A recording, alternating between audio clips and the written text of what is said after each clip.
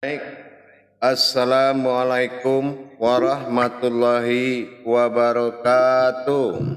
Waalaikumsalam Warahmatullahi wabarakatuh. warahmatullahi wabarakatuh. Alhamdulillah. Alhamdulillahi rabbil alamin. Assalatu wassalamu ala asrafil anbiya'i wal mursalin. Sayyidina wa maulana Muhammadin.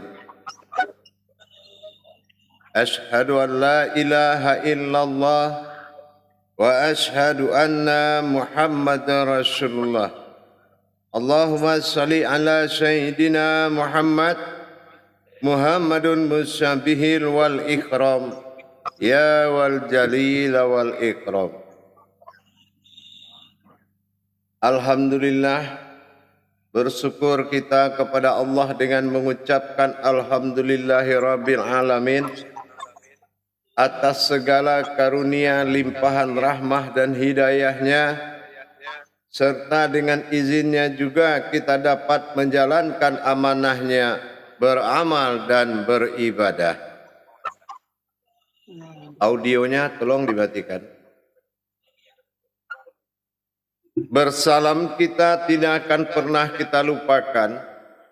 Marilah sama-sama kita panjatkan kepada junjungan kita Nabi Allah, Nabiul Akhirul Zaman, Rasulullah Muhammad sallallahu alaihi wasallam.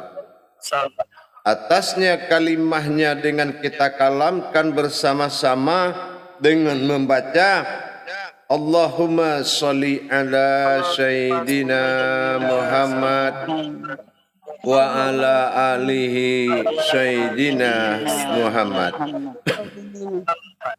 Alhamdulillah para jemaah sekalian, khusus grup 3 kelompok 1, yang mana kita sudah melalui beberapa hari dalam perjuangan diri fitrah kita kepada Allah Subhanahu wa taala. Adapun yang kita alami, yang kita jalankan, tidaklah kita miliki dua perkara. Artinya apa? Tolong audionya coba diperiksa. Artinya, kalau kita beribadah kepada Allah secara hakikat, jangan kita mencari dua perkara. Yang pertama, jangan mencari-cari rasa, ingin merasa sesuatu. Yang kedua, jangan kepingin melihat sesuatu, jangan ada keinginan ke situ. Kita fokus kepada tujuan kita, mendapatkan kesempurnaan pandangan kita dalam mensucikan diri kodrat fitrah kita. 10 amal besar itu adalah tujuan utama kita di dalam bulan Ramadan ini. Jadi kita tidak mencari bagaimana rasanya, apa yang dialami, tanya sana, tanya sini. Tidak usah. Ini tujuannya cuma satu, fokus kepada 10 amal besar. Kenapa? Ini suatu al-kisah yang tidak diputuskan dengan Idul Fitri. Jadi ini tidak bisa terputus, perjalanannya cukup panjang dan butuh keseriusan. Agar kita tidak berpikir dan tidak mengadakan kegiatan lain, maka kita punya ibadah-ibadah yang melengkapi hari-hari kosong kita. Di hari kosong-kosong waktu yang dikosongkan, dikala kita tidak sibuk, banyak amalan yang diturunkan untuk dikerjakan. Jadi bukan yang 10 makom atau 10 kodrat ini juga yang diulang terus, bukan. 10 amal besar itu hanya dikerjakan setelah ibadah sholat fardu. Nah, dan tidak boleh terus-terusan. Tapi hanya 10 ditambah 17. 10 amal besar masuk ke dalam 17, fokus di situ. Nah, yang kedua tadi, jangan kita mencari-cari rasa. Jangan mencari-cari rasa dan kepingin melihat sesuatu di jalan Allah. Tidak usah. Biarkan gejolaknya itu berjalan, karena itu adalah proses diri. Itu proses diri yang mutlak dari Allah. Tidak bisa diterjemahkan karena dia berjalan selama 1 bulan penuh.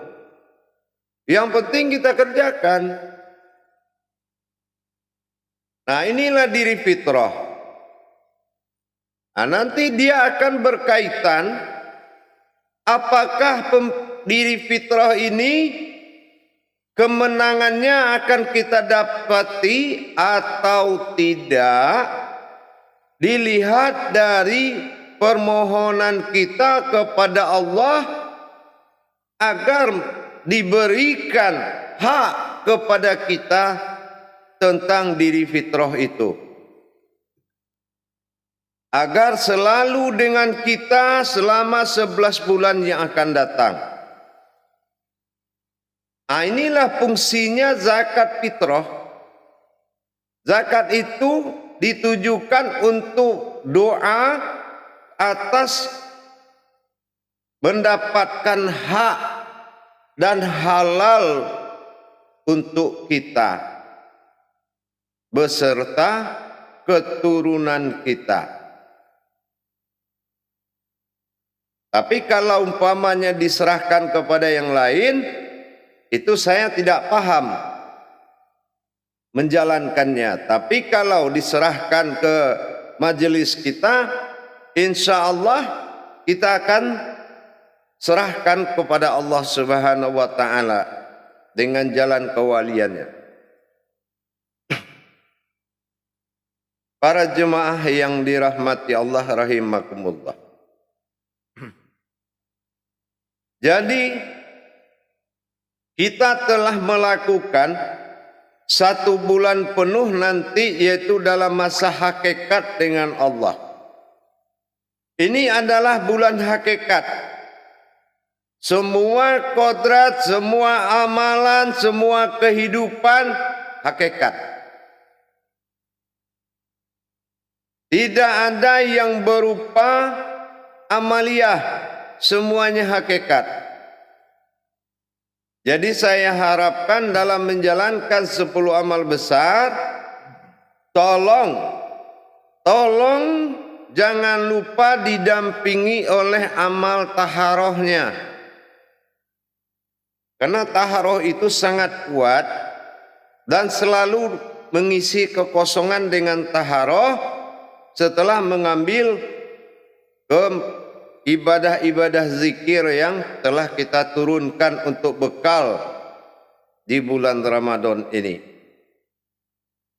Demikian untuk dipahami bahwasanya bulan hakikat ini berakhirnya nanti penilaiannya itu di malam 27. Nah, itu untuk hakikat sudah putus itu. Ya. Nah, kalau sudah 28, 29, 30, nah itu tidak terlalu kuat lagi. Jadi batasannya hanya 27. Jadi kalau 27 itu dinamakan bulan Lailatul Qadar, bukan malam Lailatul Qadar. Jangan salah ya. Nah, jadi kalau 27 masuk itu langkah qamariyahnya, langkah hijriyahnya. Tapi kalau sudah masuk 28, 9, 30 itu sudah masuk Masehinya. Beberapa jalan-jalan amaliyah sudah bisa tidak melakukan ibadah puasa. Ada yang ke-28-nya sudah masuk lebaran. seperti Naksabandiyah ya dan lain-lain yang amal sunnah tuh. Ya, kalau dia maju 3 berarti di 27 itu dia sudah masuk ke hari fitrahnya. Baik, untuk muzakarah kita mulai dengan takbir muzakarah, jamaah menjawab dengan la ilaha illallah wallahu akbar.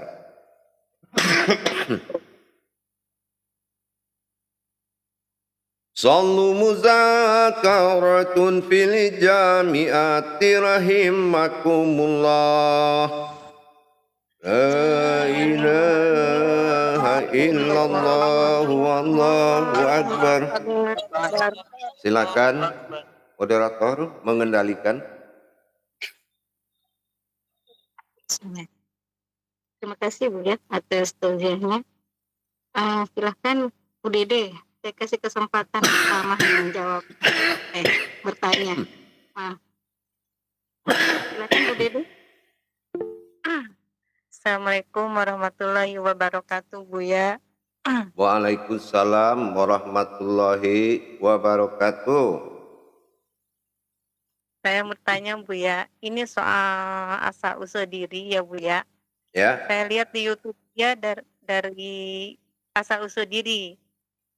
ya, Saya lihat YouTube ya dari pertama hakikat Bismillah, hakikat Al-Fatihah, hakikat Al-Ikhlas, hakikat Anas. Sekarang kan ada YouTube ya yang surah At-Taurik. ya. Itu apa satu jalur ya gitu Bu ya?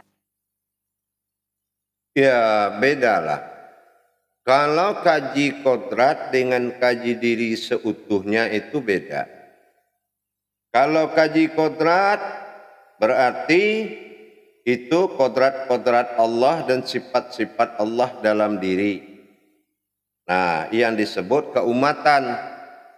Tapi kalau kaji diri itu adalah kaji wujud yang dimulai dari usuluddin. Gitu, itu namanya diri yang bersaksi, yaitu adalah kodrat yang dirahasiakan. Nah itu. Tapi kalau kaji kodrat sifat Allah yang menjadi keumatan bagi Allah, nah itu kodrat-kodratnya ada batin, ada zat, ada nur. Gitu. Karena yang berjanji menyembah Allah adalah kodrat dan sifatnya sendiri. Maka dalam pensaksian umat. Nah inilah yang harus kita dapati bagaimana kita bisa mendapatkan kajian kodrat diri ini agar kita bisa menyaksikan pertemuan kodratnya dengan wujudnya sendiri. Inilah aftar dan ma'adalnya. Paham? Insya Allah Bu ya. Saya mau bertanya lagi Bu ya. Iya. Ini soal hakikat zakat fitrah Bu ya. Iya. Saya tadi sebetulnya sudah sampaikan tadi, kalau zakat fitrah itu kita gunanya kan Allah sudah bilang, apa yang ada di langit dan di bumi adalah milikku. Kecuali apa yang engkau zakatkan itu yang akan menjadi milikmu. Nah, agar diri kodrat sifat fitrah ini menjadi diri hakikat kita yang sebenarnya dan mendapatkan diri yang kemuliaan Allah, maka kita memohon untuk Allah menzakatkan. Makanya Allah bikin peraturan zakat fitrah, karena fitrah ini adalah zakat dari pemilikan diri. Jadi gitu.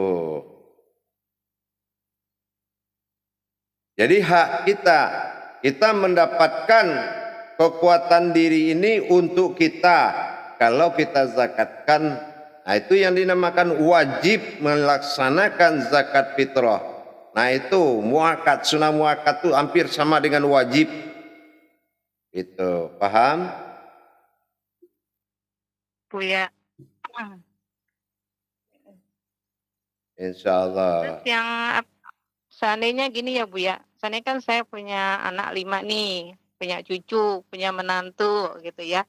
Ya. Terus ada anak yang meninggal. Terus saya kalau dibayar zakat fitrahnya itu boleh nggak saya bagus, bayarin gitu? bagus. Karena tidak ada hubungan hidup dan matinya. selagi itu dalam hajat kita, semua akan terjadi. Boleh, kenapa tidak? Boleh dilakukan. Itu asal dengan catatan nanti pengirimannya tidak apa atas nama satu orang, cuma diketik atau dituliskan nanti atas nama keluarganya siapa aja, karena itu yang akan diwitirkan nanti kepada Allah. Paham? Insya Allah Buya. Makasih Buya. Assalamualaikum warahmatullahi wabarakatuh. Waalaikumsalam warahmatullahi wabarakatuh. Baik, silakan. Silakan Ibu Rosmala. Assalamualaikum warahmatullahi wabarakatuh Buya. Waalaikumsalam warahmatullahi wabarakatuh. Izin bertanya Buya. Insyaallah. Apa ini maksud dengan hakikat bertuhan itu Buya? Dan seperti apa wujud dan mewujud Tuhan ke dalam diri dan kodrat kita Buya? Iya. Kalau seperti kodrat bertuhan itu, ya kita membangun kodrat-kodrat diri dia. Apa kodrat diri dia? Ada zat. Apa aja yang golongan zat? Ada batin, ada rohani, ada nurani. Itu golongan zat. Terus ada golongan sifat. Nah, apa golongan sifat? Kodrat, iradat, ilmu, sama, basar, kalam, hayat. Nah, kalau dia sudah hidup menjadi sebuah diri, itulah keumatan Allah pada sifatnya. Coba kalau Allah nggak ada sifat keumatan, dia tidak mau menerima ibadah kita. Karena ada kodrat keumatannya pada diri kita, maka dia mau menerima kita, kehadiran kita untuk melaksanakan kewajiban kepada dia. Karena apa yang kita tunaikan itu adalah kewajiban kodrat dia sendiri. Tetapi makanya kita jatuh kepada kodrat yang menyaksikan. Ibadah kita ini menyaksikan. Kalau kajian kita sedikit, pemahaman kita sedikit, nilai kita juga sedikit sama Allah. Karena ibadah orang berilmu dinilai dari pengkajiannya. Ibadah orang beramal dinilai kerajinan ke masjidnya. Nilai ibadah beda dengan nilai kerajinan amalia. Kerajinan orang berilmu apa? Menghadirkan kodrat dan sifat-sifat Allah yang menempati janjinya menyembah Allah. Nah, inilah yang kita kaji solatnya. Nah, kalau umpamanya sekarang begini, kita mau jadi Bu RT, tapi kita tidak kenal warga. Bagaimana warga memilih kita? Nah, sama dengan kita ingin kenal Allah, maka kita kenal kodrat-kodratnya dalam diri kita. Gitu. Paham? Insya Allah Bu ya. Insya Allah. Silakan. Terima kasih, Bu, ya. Insya Allah. Assalamualaikum warahmatullahi wabarakatuh. Waalaikumsalam warahmatullahi wabarakatuh. Silakan Ibu Syafridah. Assalamualaikum warahmatullahi wabarakatuh, Bu ya. Waalaikumsalam warahmatullahi wabarakatuh. Bu ya, saya mau bertanya, Bu ya. Ya, Apa makna atau tulisan di tengah Al-Quran itu, Bu ya, yang berbunyi waliyatalattaf. Tuh, dan kenapa itu tulisannya agak tebal dan merah, Bu ya? iya. Makna dari hakikat wayalatof itu adalah dengan lemah lembut, ya. Bacalah dengan hati dan lemah lembut dan indah. Nah, kenapa dia warna merah? Karena adalah kolbu. Kolbu itu daging hati, yaitu lambangnya hati. Jadi makanya dia ditaruh di tengah-tengah karena dia hatinya Al-Quran. Hati berwarna merah, merah itu darah, darah itu adalah kehidupan. Nah, itulah mana hakikatnya. Jadi wa talataf itu adalah hati. Al-An'am adalah batin. Al-Fatihah adalah zat. An-Nur adalah hayat. Muhammad adalah kodrat. Al-Ikhlas adalah rupa-rupa. Bismillah adalah jalan. Nah ini dikatakan Al-Quran itu hakikat Allah dan Muhammad. Gitunya, maka dia berupa batang tubuh. Gitu ya. Jadi wa'italatov itu adalah kolbunya Al-Quran. Itu makanya merah dia. Paham? Paham ya, insyaallah. Insyaallah. Assalamualaikum ya. Waalaikumsalam warahmatullahi wabarakatuh. Silakan. Silakan Ibu Fitri. Assalamualaikum warahmatullahi wabarakatuh, Bu ya. Waalaikumsalam warahmatullahi wabarakatuh. Izin bertanya nih. Tadi kan Bu ya bilang aftar Allah. Nah, yang dimaksud dengan aftar Allah itu sendiri apa Bu ya? Adakah wujud dan maujudnya? Iya. Kalau aftar itu alif yang nyata, wujudnya adalah berupa dia pada Adam atau jasad, berkodrat dia pada Muhammad, bentuk diri kita.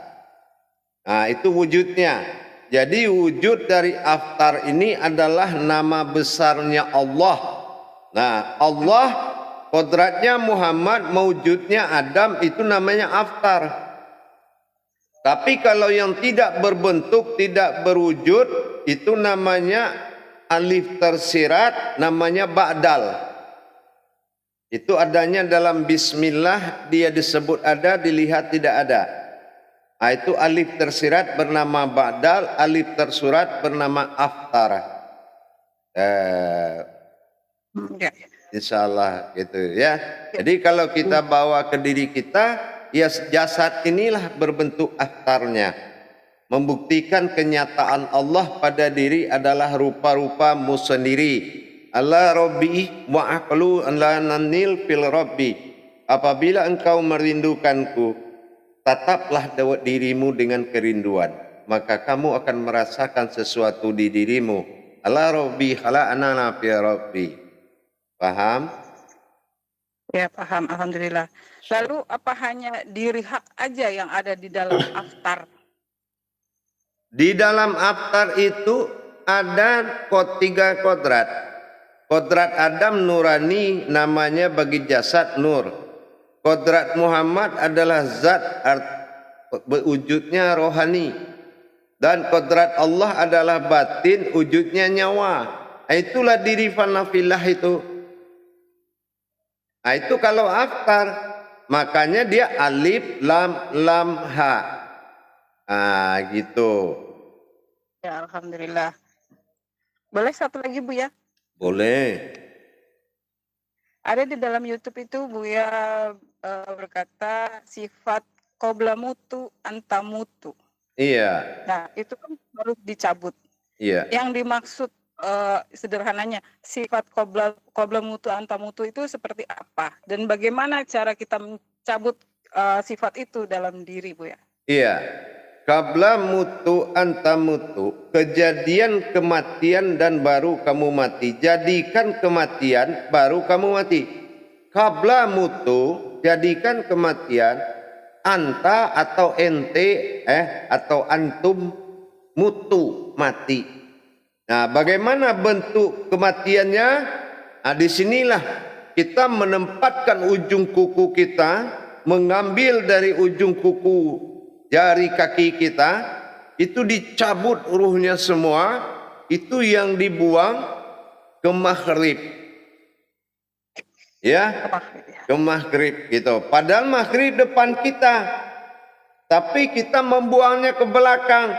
Kenapa? Kehidupannya yang kita buang. Gitu. Nah, itu yang dibunuh. Itu yang qabla mutu anta mutu, merasakan mati sebelum mati, matilah engkau sebelum mati. Itu dia tadi. Jadi kalau ruh-ruh yang menghidupkan 9 ruh dalam diri itu, baik makan, minum, kawin, segala macam, itu disingkirkan. Sehingga tinggal 3 kodrat tadi. Nurani, rohani, rabbani. Kalau dia sudah kosong, seperti kita dalam kaca.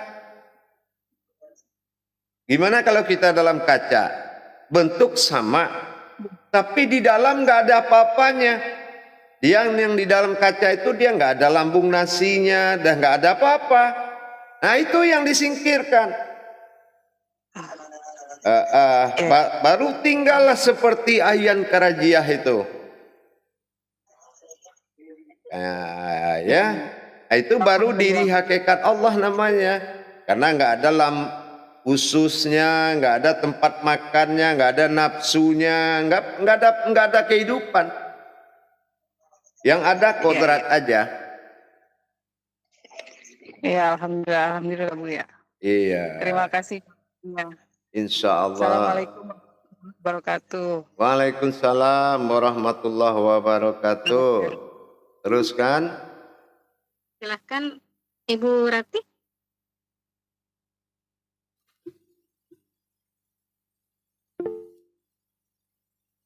Silakan. Suaranya. Terima kasih Bu Nurbaida. Assalamualaikum warahmatullahi taala wabarakatuh Bu ya. Waalaikumsalam warahmatullahi wabarakatuh. Terkait tadi pertanyaan Bu Rasmala Densi, di mana untuk mewujudnya kodrat Allah itu di salah satu kodrat itu ada zat. Nah, zat itu ada batin. Nah, yang saya tanyakan, hakikat dari kekuatan batin itu sendiri itu apa, dan mewujudnya di dalam diri kita seperti apa? Yang dikatakan batin itu adalah diri al-haqullah itu. Diri al-haqullah itu dia tidak seperti nur dan tidak juga kayak zat. Dia terbuat diri halus yang mewujud dari asal muasalnya batin. Nah, itu yang dikatakan batin tadi. Jadi dialah kodratnya yang naik turun menjadi diri Rabbani itu. Karena dia yang memakai sifatnya yang 7 itu. Gitu. Melihat, mendengar, berkata. Nah itulah dia kodrat dari batin Allah. Nah itulah yang naik turun di dada kita itu. Itu adalah batinnya Allah. Makanya namanya napas. Ya, napas itu nama batin. Bukan nyawa, gitu, paham? Maksud tadi yang sifat itu samanya atau contohnya samiun atau samanya? Iya kalau sudah atau yang mana? Kalau sudah sifat mewujudnya, nah iya itu dia samiun dan samanya sama. Kalau ada diri batin al-haq itu, berarti itu sudah kodrat sami'un, basirun. Nah itu sudah diri batin. Panca inderanya atau diri bertingkahnya, itu yang kodrat. Iradat ilmu sama basar kalam hayat. Itu. Mewujudnya seperti apa Bu ya dalam diri kita? Mewujudnya kodrat batin. Nah seperti kita suara ada ini, tapi enggak terlihat. Nah itu namanya batin. Ya gitu. Wujudnya batin semua. Paham? Maksudnya dirasa aja Bu ya? Tidak dirasa, memang kodratnya nyata ada seperti itu. Contoh sekarang, Ibu Rati mencintai Pak Asep, ada nggak warnanya? Warna cintanya. Nggak ada. Enggak ada ya. Iya kalau enggak ada ya berarti warnanya juga enggak ada. Tapi cinta itu ada kan? Ada. Iya, itulah rahasia Ada. Allah ya. Itulah rahasianya. Oh, subhanallah. Hanya Ya, kita paham ya. Ya, ya. insya Allah itu hanya kita dengan Allah yang tahu itu. Oh, dahsyatnya ya maksudnya. Ya, Ya, itu. terima kasih Bu ya. Insya Alhamdulillah. Allah. Assalamualaikum warahmatullahi wabarakatuh. Waalaikumsalam warahmatullahi wabarakatuh. Ya, terima kasih Bu Rati atas pertanyaannya. Terlebih-lebih terima kasih Bu ya atas jawabannya. Baru tahu juga saya wujud batin berarti kodrat batin semua berarti. Berarti nggak Iya. salah. Iya. Kalau semuanya batin. Rahasia Bung.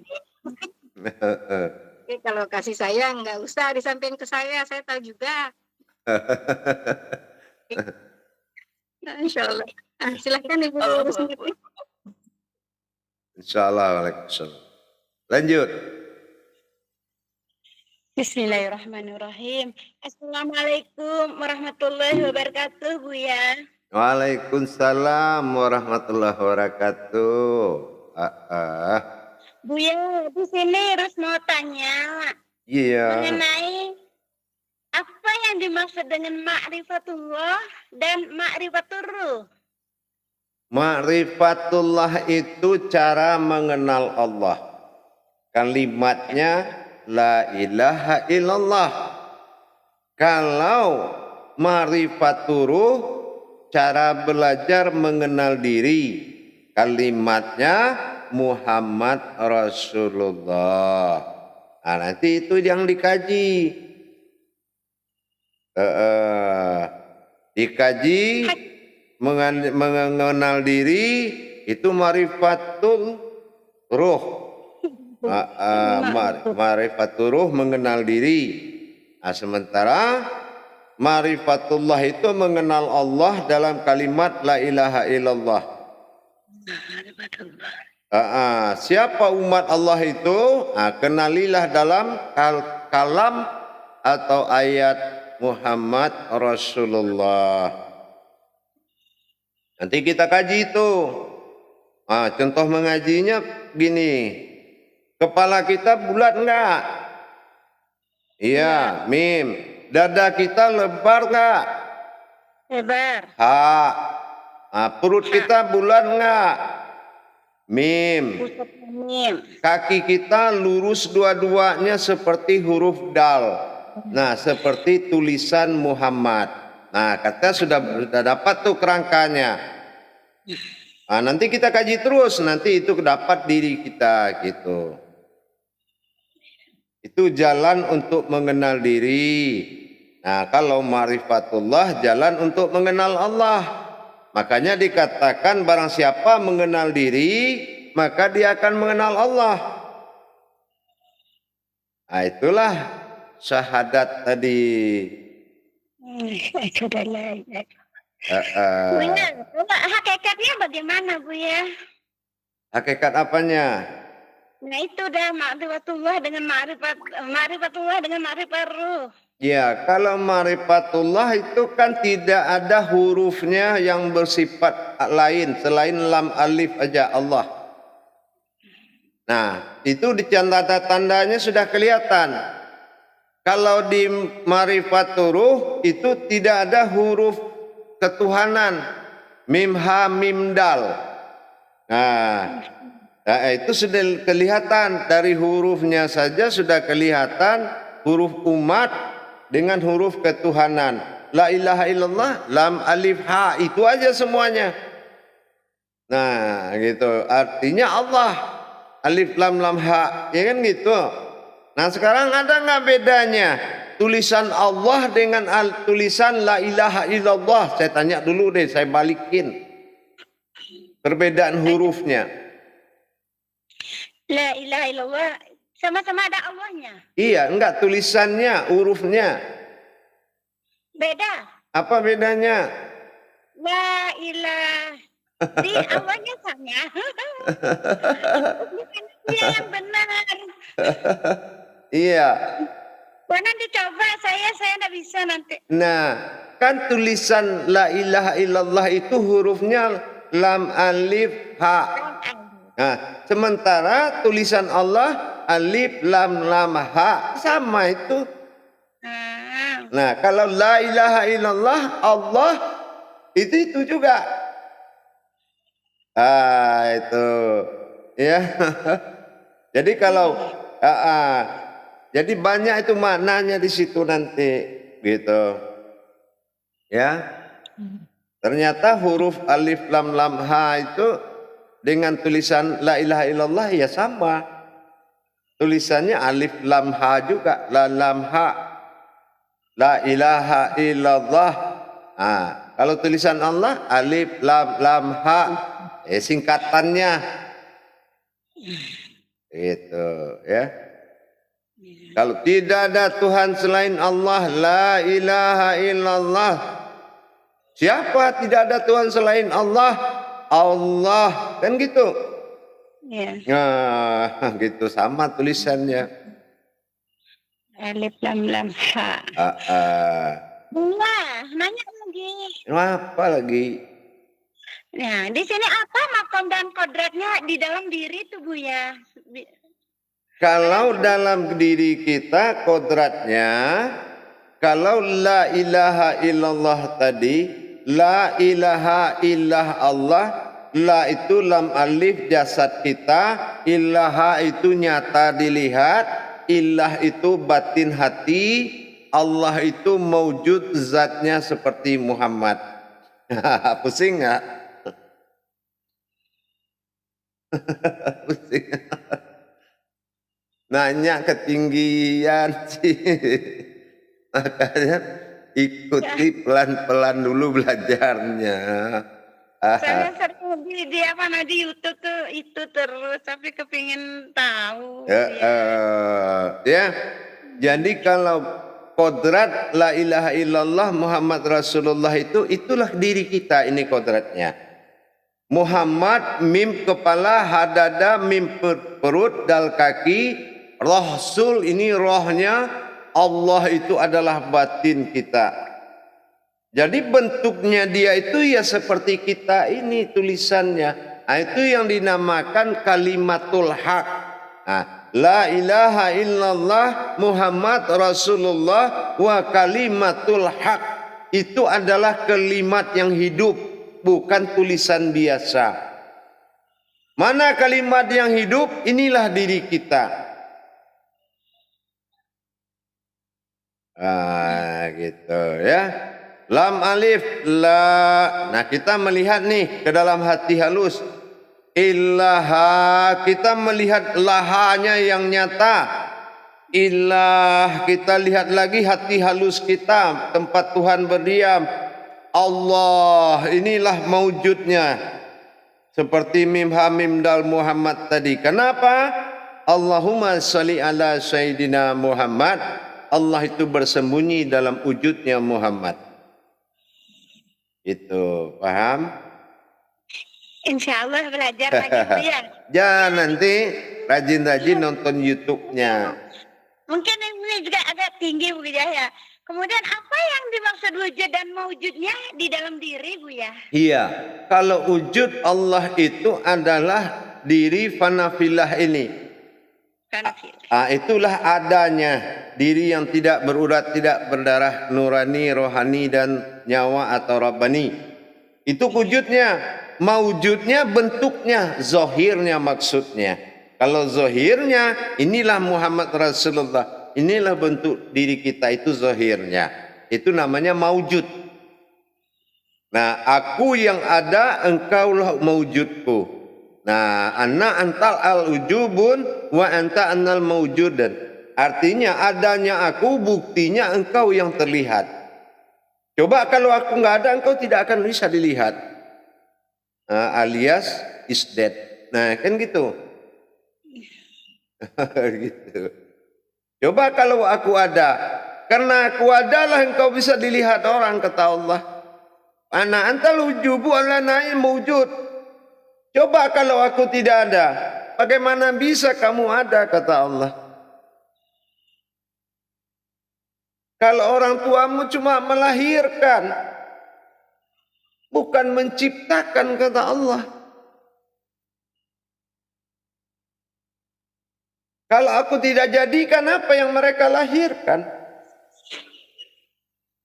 Gitu, paham?